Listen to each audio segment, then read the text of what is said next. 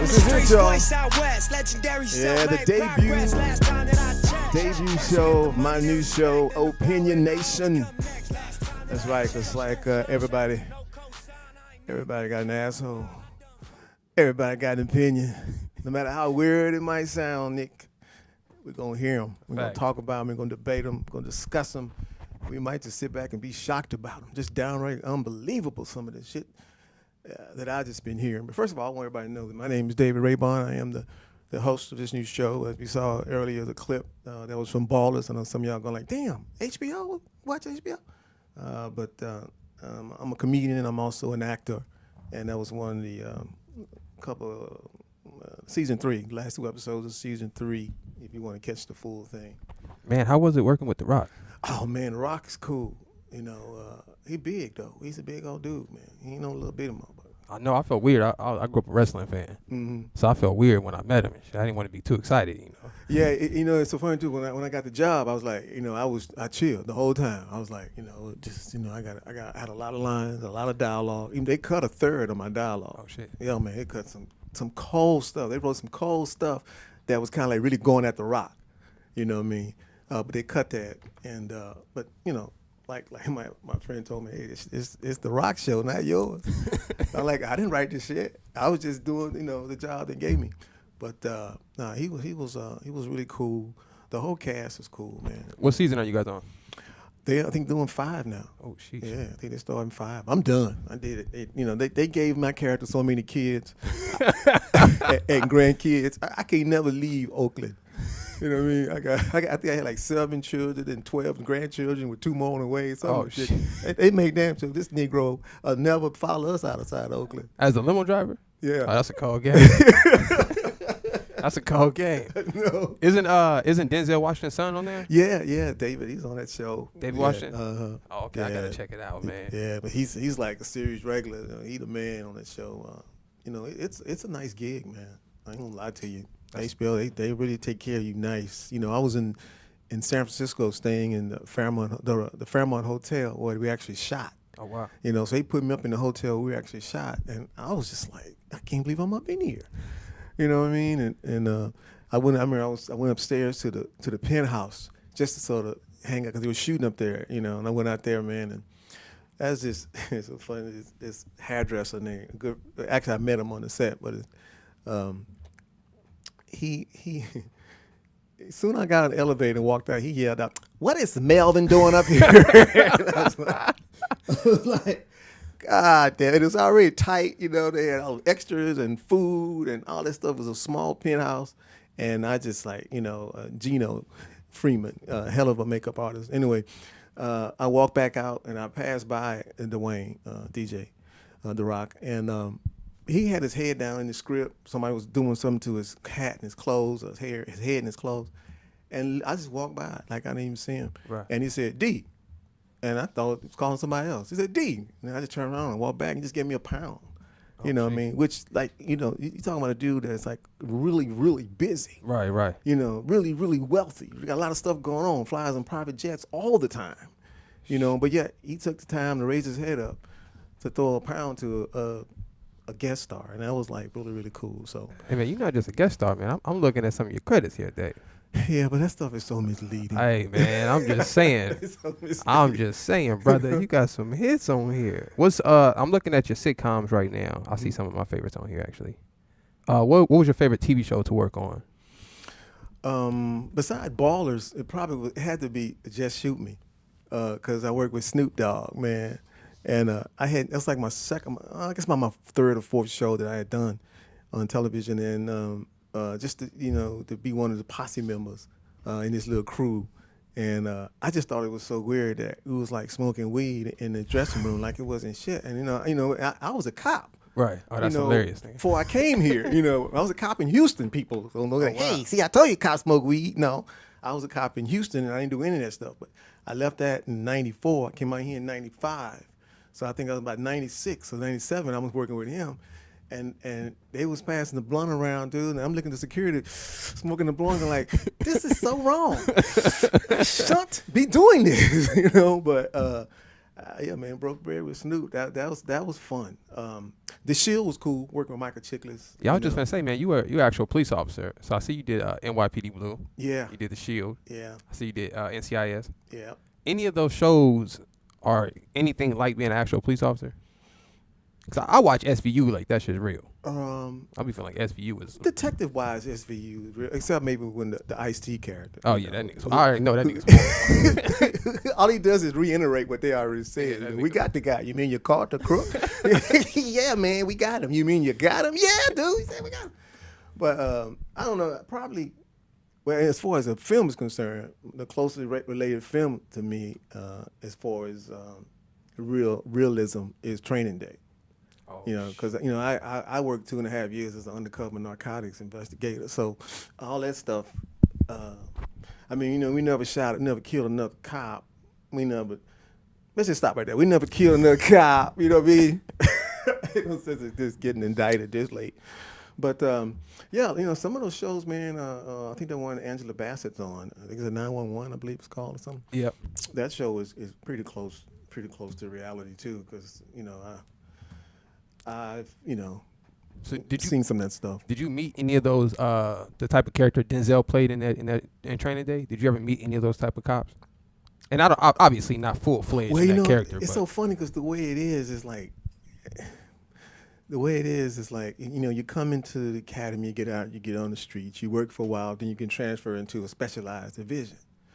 So when you get into narcotics, you come in there, and it's a group already there, and there's just some rules, It's just, you got to learn certain rules. So it's like a crew? Yeah. Everybody got their crew? You got a crew, and, without giving away too much, it's just a lot of rules and responsibilities, and you just got to watch your back, I mean, I had a Colombian trying to rob me, dude. $3,000. Knowing you were a police officer or undercover? No, I think he thought I was just a brother just trying to buy some cocaine. We was trying to buy 3 ounces. And he just stuck a gun out and put it in my head and pulled the trigger. I mean, I heard the click, click, click. And then my partner just started blasting from across the car, dude. Put 2 bullet holes above my head and then put 2 in the trunk and hit the guy once. And I had a Walter PPK that I was sitting on 380, and I got that sucker. I popped him once, but my second round jammed because I was shooting hollow points instead of ball ammo. Oh, I would have been still shooting that motherfucker. That was the closest shit. What's it like being in a gunfight in that situation? Well, first of all, gunfights are real fast. That shit on TV, they don't last that long. You ain't got time to reload and shit? No, you ain't got time. If you reloading, it's some situation where you hide behind a car and they got like an AR-15 or some shit. Right. They just steady dumping. But if you talking about handgun to handgun, pow, pow, pow, pow, pow, pow. Pow. Pow. That's pretty much it. How often did it happen while you were on the job? That I was in shootouts? Yeah. I mean, being undercover, I'm assuming. Well, undercover is always shit, because it's different. Like when I first came on the department, when you kick a door of a crack house in, let's set the stage. What is this? The 90s? Yeah, this is the early 90s. Yeah. Oh yep. Shit. Yeah, 84. So you went gang banging and cocaine and crack and all of that. Well, not really gang banging, because like I always tell people, our gangs, we didn't have sophisticated gangs when I came up. I mean, our gangs, the graffiti was like Fred was here. Angie was here. You could read that. This stuff that came out to L.A. You can't read none of that. And none of our gangs ever rode upside bridges, upside down, up against the wall. Yeah. These dudes are like acrobats. Some Cirque du Soleil gang bangers out there. I be looking like, dude, how the hell you tag way the hell up there? That's impossible. That's just some crazy ass shit. But they do it. They do it. But yeah, man, shoot, it was. I tell you what though. I wouldn't turn it in. I wouldn't give it up for nothing. You know what I mean? I wouldn't give it up for nothing. It was a part of my life. You know what I mean? I needed a job. They was hiring. Next thing I know, I was a cop. Shit, I was scared. I ain't gonna even lie. I was scared. And I went in the academy. I mean, I never forget this white dude was like, "Why you talk so damn much?" That's because I'm scared, nigga. I didn't have to even, you know what I mean? And then, but once I got out, I remember him told me, he said, "Hey man, Raibon, have you ever wrestled anybody with a gun, for a gun?" And I was like, "Hell no." And apparently, this white boy had been through more shit that I had been through, right? And then the situation happened where I did have to wrestle somebody with my gun, trying to keep my gun, my Lord, dude, it was crazy. So now now I have a whole different attitude when it comes to that police shit. I think about that sometimes too. I've never been in a gunfight, but I've been shot at before, Yeah. and I won't even go to that neighborhood anymore. So I think about police officers knowing if you're in a shootout, you pulling somebody over, you get in the shootout. How do you go on with your job after that to continue to pull people over that look similar to that person? Well, usually and to be courteous? that's it that day. You're done that day. I mean, even tomorrow, like, how do you go to work the next day with that idea? I tried to get this man a traffic ticket and I almost got killed. I know. All I can tell you is what I remember my supervisor, Lieutenant Conkle, told me after I got into that shootout. He said, "Take a couple days off, and we'll see you in a few days." I'm like, "A couple days?" He said, "That's what you do, man. That's what you do." Y'all niggas need therapy, nigga. I know. That explains a lot. That little PTSD ain't never killed nobody. Yeah. So we're gonna bring my boy Scruncho just got in here. We're gonna bring him in here up in a minute. I guess we probably go ahead and go on the break. Yeah, we'll take a quick one. Take a quick break, and then we'll come back with my boy Scrunch Easy. One of the most talented comedians, been from the streets, know what it's like from Long Beach, and he's gonna give us some straight up insight on why did Nipsey have to die. All so right, young, y'all. 33 years old, man. We right back. Right back, guys. Yeah. That's the one and only neighborhood Nip Hussle doing his thing. Yeah. We live. That's right. We're back. It's opinionation. Everybody got an opinion. So I'm gonna bring in my boy. This guy's coming up right here. I'm gonna bring you up on the stage. This guy's coming up next. We're so used to doing that. But y'all know him, man. One of the funniest cats, one of the realest cats I've met when I first came out here. Y'all, like we talked earlier, I used to be a cop. I was a cop for 10 years. I got a criminal justice background. I think I'm gonna get my master's in criminology because this stand-up comedy shit is getting a little old for old nigga. But that's my background. But I became a comedian because I've always been a class clown. And so when I was a cop, I was a comedian. I had to quit being a cop because I was a comedian. And then I've been a comedian and pretty much I became an actor. And that's where I'm at right now. But I met Scruncho at the local comedy club. Scruncho from the other side. He wasn't a cop, to say the least. But funny. And I respect this brother. And I know he respects me. So I'm so proud and honored to have this guy on my show. The very first, the debut episode of Opinionation. Ladies and gentlemen, please put your hands together for the one and only Scruncho. What's up, man? Congratulations on this show, Mr. Raibon. Thank you, man. I appreciate you even inviting me to be your first guest. I didn't even forgot how I ain't been out the hood in so long. I came down to what is this called? Canoga Park? Canoga Park? Canoga Park. Man, Canoga. It was like I'm like, what the fuck is a Canoga? When they add that to LA? Yeah, that was back this far out the hood. And I said, damn, I know nigga it was this far that took a plane. Nigga been driving all day, but I take that shit for you. You know what I'm saying? I appreciate it, man. Yeah. But we talked on the phone a little bit about the loss of this king, man, Nip Hussle, man. Right. Like I was telling Nick earlier, I got into him, but as kind of like how we do when we talking about somebody, he's just a Snoop wannabe, and then he kind of vanished, as far as I was concerned, and then because Snoop, boom, I mean I even worked with him on Just Shoot Me, we talked about earlier, and then all of a sudden, he just blew up. Yeah. But he blew up not through the rap game. He blew up through his business savvy. Right. And that would blew me away. I mean, yeah, the music was cool. You hearing the music, and you're going like, okay. But then when you find out all these other stuff, that bought the block, the store, the Marathon store. Right. And I went there. I had to see it with my own eyes, dude. Right. And that might have been a time that I might have been scared to go out into the hood and just hang out and just walk around, look like I don't know like I'm supposed to be out there. Right. But I didn't care. I'm like, this dude here, you don't have to know nobody to be affected by them. Absolutely. And some people, and it's so sad because a lot of people on the internet, they just on social media get so crazy with shit. It's like y'all don't even know Nip. Y'all never even heard his music. Blah, blah, blah, blah, blah. You don't have to know a person to be affected. I didn't know Michael Jackson. It affected me when he died. I didn't never meet Prince. It affected me when he died. Right. I did meet Tupac. and it sure affected me when it Right. Well, death in life is not personal; it's spiritual. Absolutely. You know what I'm saying? And I tell people all the time, when God created everybody, He created everybody with a purpose first. Then and then after He created the purpose, He created a spirit. Then when He created your spirit, He wrapped you in flesh, and then He put you on this earth to find your purpose. You understand what I mean? So life and death never been about knowing. All relationships are spiritual. But when you see everything you see with the naked eye, it just weakens you. It don't make you stronger. It make you weaker. The naked eye flip your perspective and make you think deceptive. You know what I mean? Instead of receptive. Because now you believe in what you see. And the Bible clearly say, don't trust in what you see, because the eyes is the only part of the human anatomy that lie to you more than your mouth. See, your mouth only tell a lie when it's open. Your eyes never stop lying. You know what I mean? So you don't have to know Nipsey to be affected to have that spiritual connection.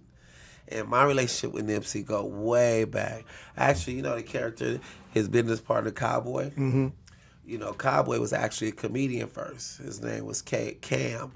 And Cam, we started at the Regency West at the end of the era when Robin Harris had did his thing, and he handed it down to Ricky Harris, and Ricky Harris hosted, and Joe Torre by all the ones Robin Harris. By that time, all the people that was up under Robin Harris was famous by now. Yeah. Joe Torre, Mike Epps, DL, Hughley, Faison Love, they was all on. And I had just got in the game, and me and Cam used to go to the Regency West, and Ricky Harris used to, now his name Cowboy. But he used to be a real funny comedian. We was the only two real hood niggas on there.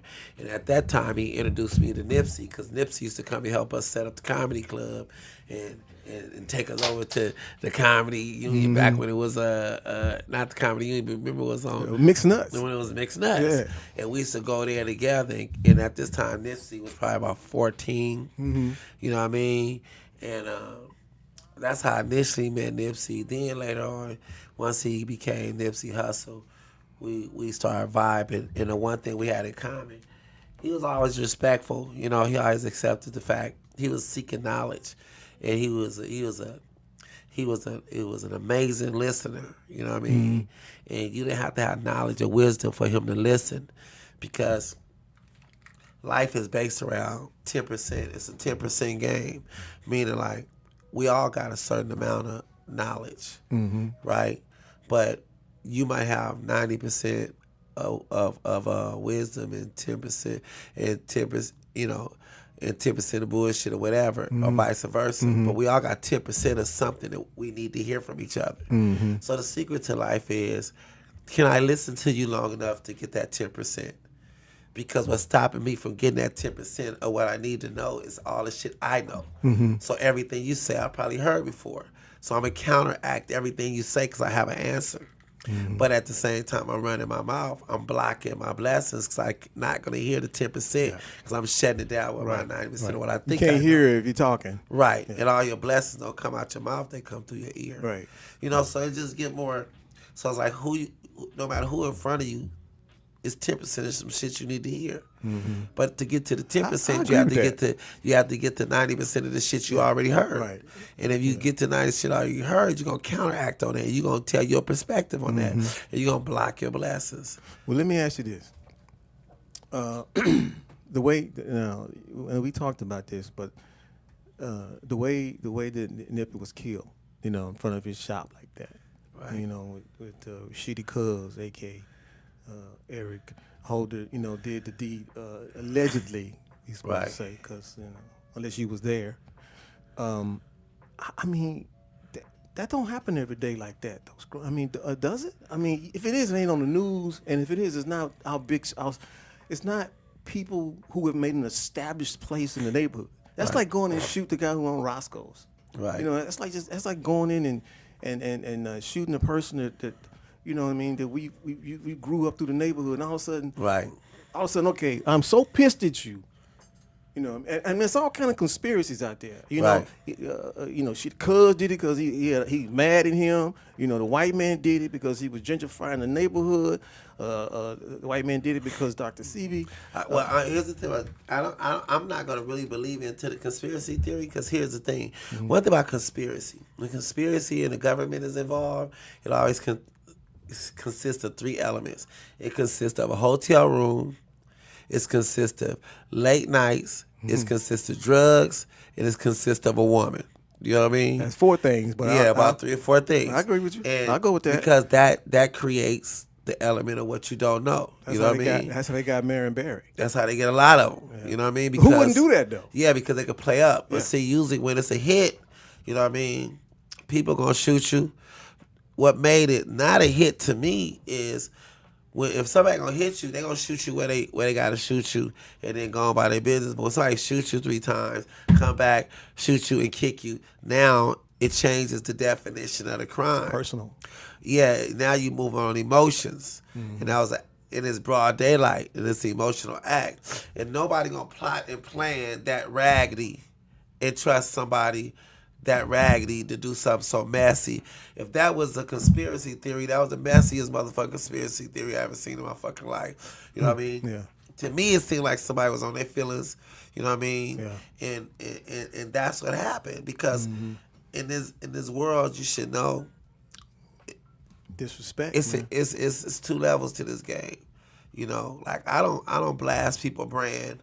I don't do all that old brand bashing because right now brand bashing is big business. You know, I could talk about this person going on this person because everybody hustling off 2 things. Everybody hustling off information, and everybody hustling off playing victim. You know what I mean? So I prefer one thing about love. It really do work, but it's not really that popular. You know what I mean?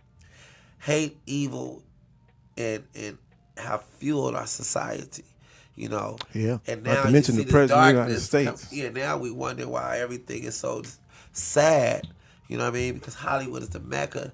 You know, and LA is just happened to be the place where, you know, hood and Hollywood is, Yeah. we started this gangster Hollywood. shit. You know what I mean? But everybody want to get to Hollywood, and people don't know niggas in the hood always have beef with niggas in Hollywood.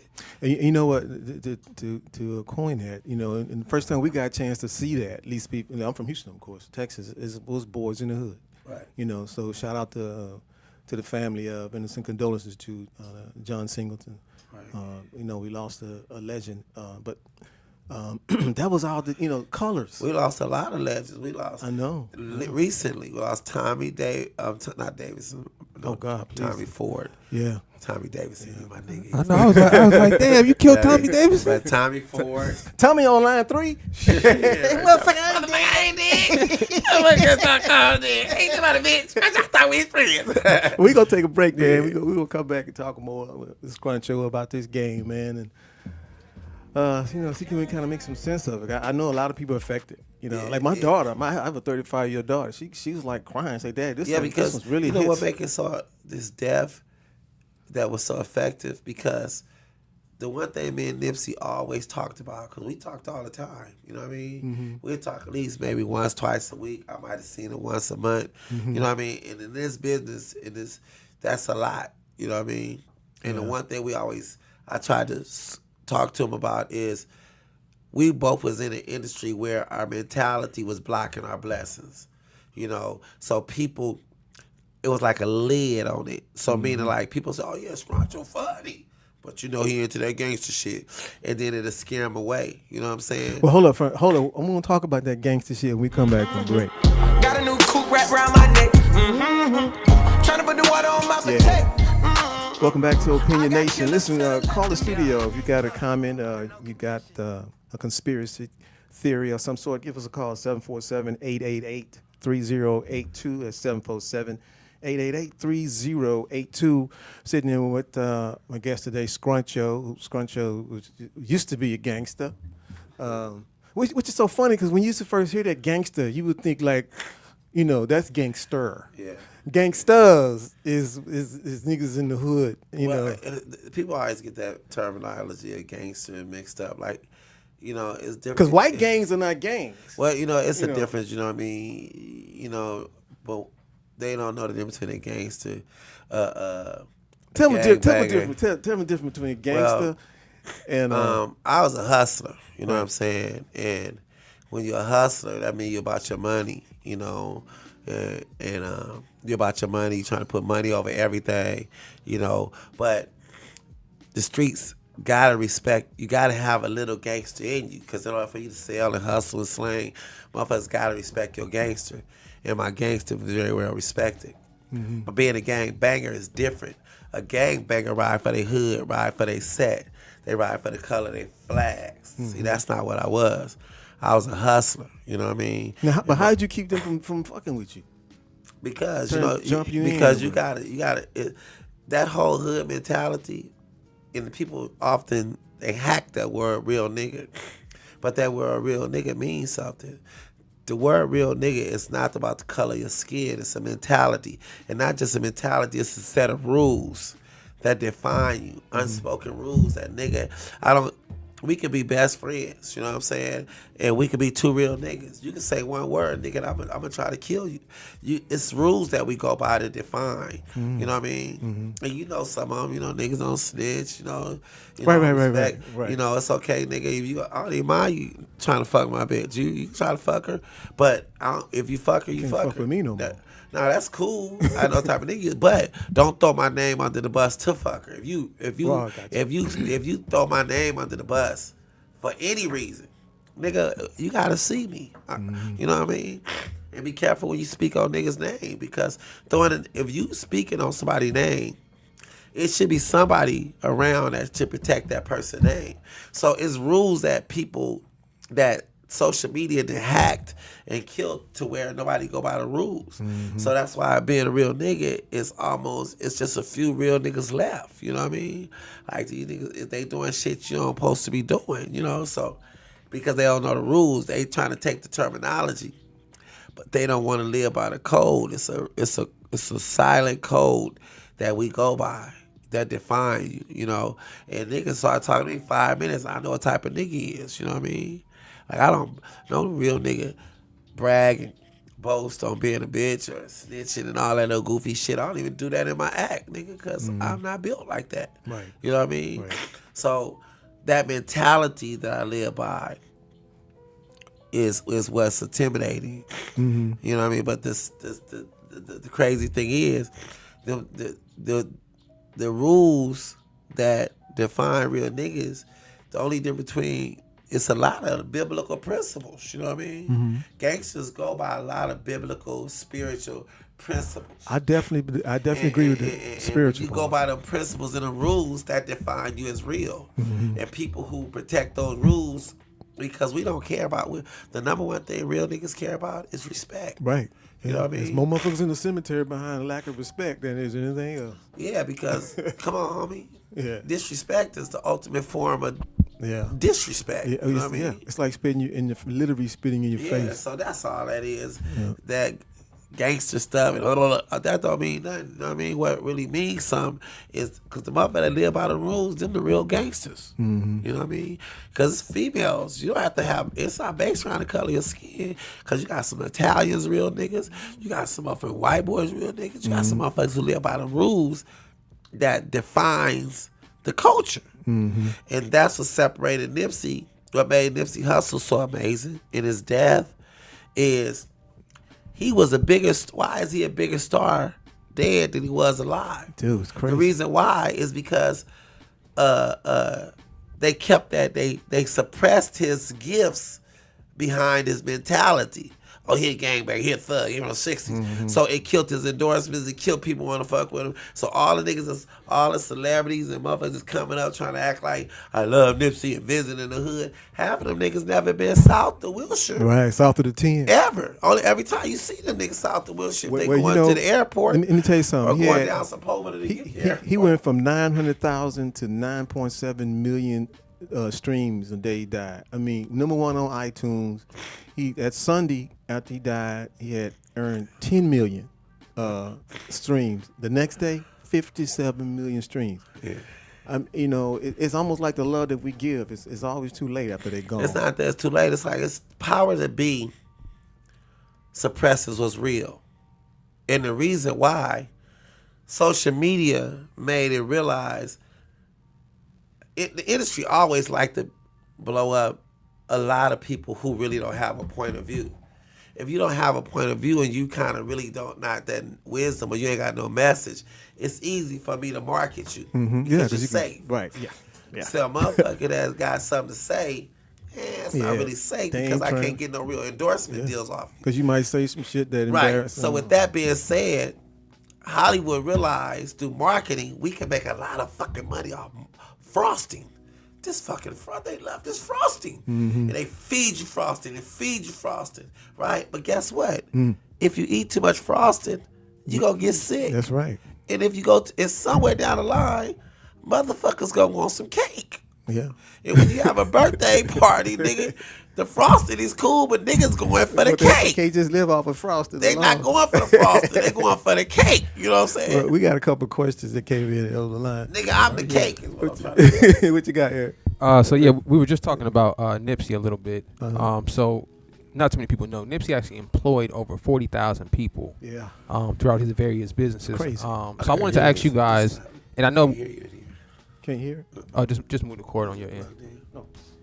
So I know we didn't really get a chance to This is short, right there. we didn't really get a chance to celebrate Right there. Nipsey Hussle when he was here. So I wanted to ask you guys, when you guys were growing up, did you guys see any local celebrity or maybe athletes that came and gave back to the community that didn't get any publicity or any shine? For example, when I was growing up, one of the big people to come back and show love was Gilbert Arenas. Came back. He's from out here in the valley. So he came back and helped out a lot in the area. Steve Smith went to Taft out here, played for the Giants, came back and did some things for the community. So I want to know, when you guys were growing up, I know you're from Long Beach. Right. Did you see any artists out there or maybe some athletes actually came back and helped out the neighborhood that maybe we didn't get a chance to acknowledge at the time? Well, you know what? Our Long Beach athletes, I'll be honest, man, they always come back and give. Willie McGinnis. Oh, yeah, shouts out to Willie McGinnis. Willie McGinnis always, he had 55 Entertainment. You know, even though he always was kind to me, he didn't really fuck with me business-wise, but he always blessed my brand as much as he can. You know, you always want him to do more, but he always was doing things for the community. And sometimes Snoop get a lot of negative press about he don't do it, but Snoop did a lot of shit for a lot of people in the fucking community. Yeah. I mean, football, Yeah, I done seen him help. the league, Man, I done seen him open up his mama restaurants. I done seen him bail niggas out of jail. He done gave niggas album deals. He done signed niggas development deals. Snoop did a lot, but enough is never enough. You know what I mean? Yeah, right. So they could always knock what Snoop didn't do, but he did so much. Shit, the nigga put me in the movie, and when I came into business, I was wild. I didn't know the etiquette. And he pulled me aside, and he said, look, you can't be like that. You got to woo-woo. You know what I mean? So a lot of our athletes, you know, from Long Beach come back and give. And so it was Tommy Ford, you know, he from Long Beach, Ricky Harris, you know. Oh, yeah, rest in peace, Ricky. Yeah, Ricky Harris, my big homie in comedy. They all groomed me to be the celebrity I'm aiming to be. You know what I mean? Because without them, I couldn't even be on the path that I'm on. From Willie McGinnis to Snoop Dogg to Ricky Harris, rest in peace, to Nate Dogg. All of them was an integral part of Scruncho. Rest in peace again. Yeah. Nate Dogg, man, come on. How about you, David? What about you? Y'all know you from Houston? I can't, because I left and came out here and been out here 25 years. The only person I know that done a huge amount of things in Houston is Beyonce. You know, she basically came back and built a city for Houston. You know, I think for homeless women or some situation. Yeah, I can't really think of it. Do you know where Slim Thug is from? I think he's from Dallas. Slim Thug sound like he might be from I think Louisiana. he's from Dallas. I know that he has a big real estate company out there that he's employing a lot of black people from that area to rebuild a lot of those areas down there. But it's a lot of Nipsey Hussles way before Nipsey died. It was some Nipsey Hussles. You know, David Banner's a Nipsey Hussle. That's right. David who? David Banner, Nipsey Hussle. Master P is the king of the Nipsey Hussle. Yeah. You know, Yeah. Master P Yeah, you're been right. fucking with comedians and putting motherfuckers on. But see, the thing is, since day but, one. But he never was in that game like that. Yeah. Not, you know what I mean? Master P was a hood nigga though. Master P was grimy, man. Master P did a lot of work. He was a gangster. Yeah, but in Louisiana though. Yeah, but it's different. You know what? you can only bang so much in the body. Hey man, can I say this about gangsters? The alligator, man. Listen, Move, nigga. Drop yourself, fool, nigga. Alligator. Like I remember seeing Ice Cube in the hood years ago, way back when him and Ice Cube was giving a lot of shit back to the hood, way back in the days before he was popular. But he wasn't rich as he was, and he was already coming back to the schools, dropping knowledge and giving back. Yeah. You know what I mean? Like, I done seen Cube market his brand so brilliantly in the way that he blessed people, because guess what? Mike Epps. Yeah. Mike Epps. Chris Tucker. Cat Williams. Yeah. Michael Blackson. Yeah. In reality, they should all give Cube 10% of everything they make, because without Cube, they would have been just regular comedians right now. But because of Cube, it's ironic because they blew up in a West Coast movie, perpetrating West Coast characters and put on by a West Coast nigga. You see what I'm saying? And the only one I know that really loved Cube and honored Cube is Mike Epps. He talk about Cube faithfully. Show that man nothing but love and respect. You know what I mean? Now, when you start talking, like when I heard Chris Tucker said one time, man, he ain't paid me. Motherfucker, how you gonna charge a nigga that opened up the red door for you to get through? He put you on already. If a motherfucker opened up the door for you to get paid, because guess what? If Cube didn't pay you, it wasn't nobody paying your ass before he opened up the door. Nigga, if he opened up the door for you to get in to get millions and millions of dollars, you can't. Smokey, you fucked that up. Yeah, you can't fuck around. Nigga, you the nigga that started hanging out with Michael Jackson and I love Michael Jackson. Listen, I love Michael Jackson. Jackie Chan. I love Michael Jackson, but I ain't gonna make the nigga my best friend. That's right. I ain't gonna hang out with no goddamn monkeys and I ain't shit. spending the night. I get an autograph and a picture, you know what I mean? But I ain't gonna sit around here, nigga. That's like me blowing up tomorrow and I start hanging out with motherfucking Justin Bieber. Man, get the fuck out of here, man. You know what I mean? You know, but nigga, that's what I mean when I say just real nigga shit. You know what I'm saying? Yeah. So you know how that goes. All right. So speaking on that, here's another question from the chat room. All right. So comedy has kind of changed now. We got the Instagram thing, where there's a lot more avenues to become a comic. So what advice would you guys give a young comic seeing the state of comedy these days and how it's presented? I know it's a lot different when you guys came up. I'll just say one thing. Somebody told me, get as much as you can of your performance on YouTube. They got cats out there that's sitting in their living room just telling jokes on YouTube, getting 50,000 hits and getting booked out in comedy clubs. Oh, wow. It's different. When we had to go hit. Back in the day when I came up, you go to a club, you tell some jokes. Hopefully somebody in the audience is going to pull you to the side and say, hey, man, won't you come in and audition for this gig? They don't do that like that no more. Or if they do, it's not for the OGs. I ain't no OG. I'm old nigga.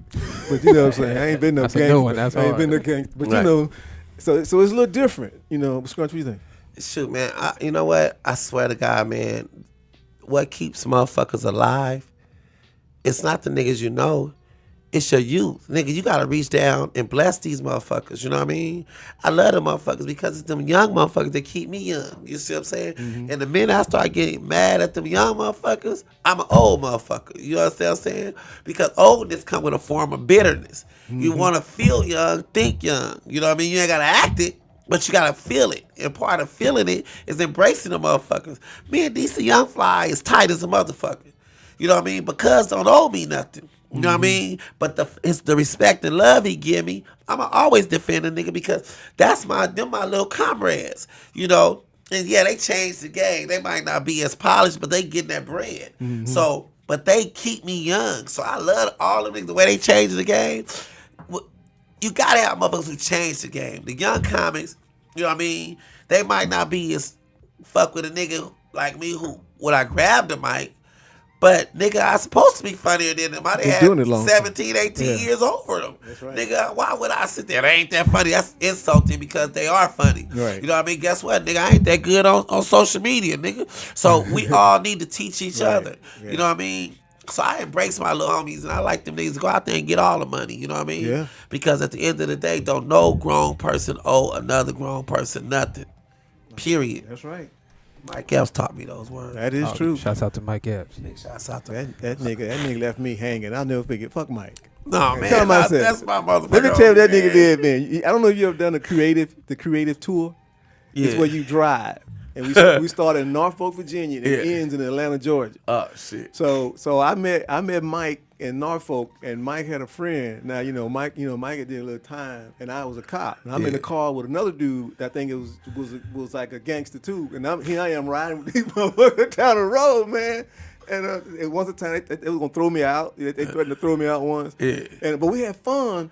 So one night it was in Augusta, and Michael came back to the room. Toast, man. He was like, just fucked up. Man, I'm asleep. I'm I'm in my pajamas, Yeah, man. Mike a real gangster. He like, Niggas man, don't know man. that. I said, hey, man, let's go to Atlanta. Mike, you not now, man. You drunk and I'm asleep, man. Man, I'm finna go, man. I come back and get you. That nigga went to the Atlanta to the next gig. I had to catch a Greyhound bus to get out there. I saw him at the show. Man, I was gonna come back and get you. If you came back and got me, you wouldn't have made it here. That's right. But he's cool. He all right. Hey, man, yeah, that Mike crazy. Speaking of you being an ex-cop, this last question is for you, Dave. All right, so the first one is, can you carry a gun if you're an ex-cop in any state you travel to? Or do you have to abide by the same laws as the You got to abide by the laws of that state. Yeah, you can't carry a gun unless whatever that state is, open carry permit, concealed carry permit, or whatever it is. You got to, or you sneak it around and hope you don't get busted with it. One of those three. But no, but I don't do guns no more. I don't do guns no more. All right, and being an actor, a comic, and a former undercover police officer, how do you look at the state of the way we're being policed today? Oh, it's fucked up. I wouldn't want to be a cop today to say you couldn't pay me. First of all, we got cameras on you. You know what I mean? You can't even get into it with somebody. Listen, this is probably for another show, but let me just explain something. When I was a cop, now that was a long time ago, 84 to 93, and this was how I was trained. When you run up on somebody, just say an auto thief, he see you hauling ass. You chase this motherfucker through the city, whatever. He finally crashed, jump out and bail out. I gotta get out and chase your ass. If I chase your ass, I'm gonna whip your ass. Right. That's just the way it was. Right. Now that's not right.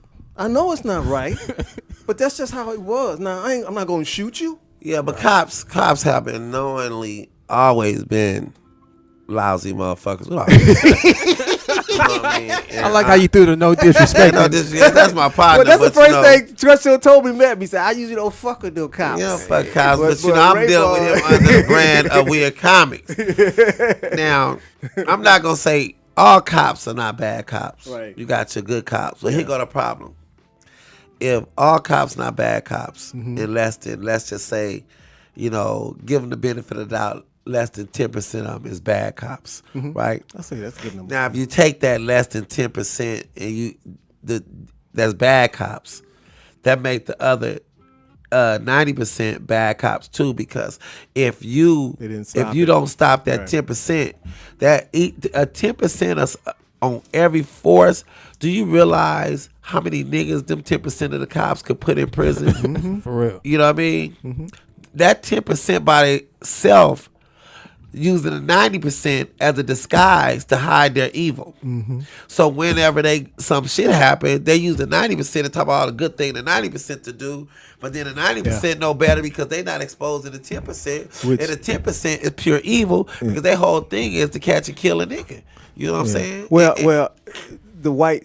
First of all, let me back up. I believe, and I'm on record saying that I know we got to end in a couple minutes, but I'm on the record saying that the Klan had infiltrated the police academy, and that whole mentality, racist mentality, infiltrated the uniform. That's why a lot of those. Cause if I'm a black cop, you're a white cop. We're through the same academy class, the same training. but I don't shoot black guys, and you shot 3. Then common sense, and we work the same area. Well, back in the days, police was they was before the Klansmen because they was the ones that was in charge of policing the slaves. Well, right. So police has been hating on niggas from day one. Right. And a lot, let me tell you something. But they've shown it, though. They've actually shown it where the Klan and slump. They actually found white supremacists in the police, and they find them. Homie, real power, moving silence. Oh yeah. And that's what Nip said. Yeah, when real power, moving silence. You know what I mean? And the only thing that good and evil got in common, they both moving in silence. And that's why I don't fuck with people that move too loud, because they gonna create some smoke that you can't handle. Mm-hmm. So, making waves. Yeah, so everybody talking loud, but I don't fuck with niggas who I need solutions. Yeah. Well, I guess that's gonna be a wrap for the first one out the box, man. Hey man, we gotta say R.I.P. to Nipsey Hussle, man. Yeah, what Nipsey did, he was the first artist, not no other rapper in death, where they slid his mentality, his hood, his gangster aside, and they looked at his body of work. Mm-hmm. And when they looked at his body of work, he exposed everybody, because now everybody want to know, to all the rappers and all the entertainers out there, where's your Slauson and Crenshaw? What corner do you own? Mm-hmm. What have you done? Now we looking at these niggas' resume. Now I'm seeing all these motherfuckers in the club tipping all these, spend all your money, hundreds and hundreds of thousands. Making it rain. You making it rain at an establishment where less than 1% of black people own strip clubs.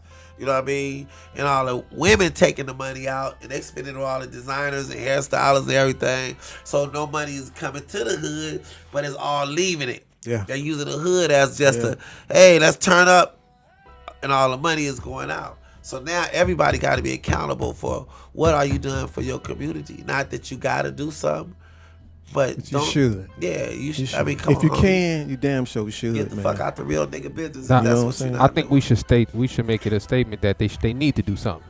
Yeah. But I'm gonna tell y'all something real gangster, and I'm gonna end it on this. The problem is not the Jews, other than the white man. The problem is not other than the white man. Mm-hmm. When I say the white man, I don't mean literally. I mean laws. Right, the power. The system. The system. Mm-hmm. And niggas are not systematically included. No, let me just say that now. So with not that being said, the problem is not the Jews. The problem is not the gays. The problem is not the real niggas. The problem is African Americans. But it's two kind of African Americans. It's the kind like Nipsey, who play the game, who protect their identity, who gain property, who learn business, who act like they should act to get the bag. Then they come back and they help rebuild their community. Those are, they play the game. But you got the other kind of African American that start off playing the game, then they want to become part of the game.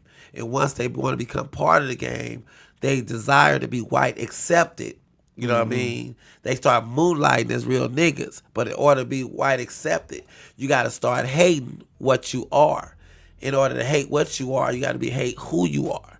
So once you become white accepted, now you moonlighting, and you really worse than the KKK, because the KKK is just like you. But they hide behind their white mask. You more dangerous because you hide behind your black face. Here's your white mask. How gangster is that? Scruncho, my man. Thank you, man. Shit right there. Y'all, give it up again. That part, nigga. Scruncho in the house. I'm not the king of the underground. I am the king of the underrated, because it's a message in my laughter, nigga. Wait, man, I so appreciate you coming and doing my show, man. Thanks for the right very first one. I think that's gonna be a wrap, Nick. Yeah, this has been real, man. On the closing, all I can just say is, again, thanks to Scrunch, man. God bless you. The Lord be with you wherever you go. Everybody out there, just be safe and just look out for each other. You know what I mean? Because at the end of the day, we all brothers and sisters. That's it. They're nothing other than brothers and sisters. There's no like brothers, sisters, and caramel dudes Yeah. or green dudes. It's brothers and sisters, and that's all we got. So we got to get along. We got to stay getting along so that we can get on and do what we supposed to do before our time is gone, and we can leave something for our family. Because at the end of the day, that's all that really matters. Yeah, because you gotta bring back love, you know, because God is love and love is God. That's right. And in order to love yourself, you gotta love who you are. Yep. Because if you can love who you are, you can love yourself more. You know what I mean? And then when you love who you are, then you can love everybody. Y'all gotta excuse me. I was riding with my top down, man. I got these allergies. You know, nowadays you sniffing too much. That nigga Scruncho on that cocaine. You know, he don't sniffling. He on something. He just sniffling. To all the people out there hear me sniffling, man, just know. That's all right. Yeah, so. All right, Scrunch, man. Thanks a lot, man. I appreciate it, man. Nipsey Hussle, R.I.P. John Singleton, R.I.P. I'm prolific, so gifted. I'm the type that's gon' go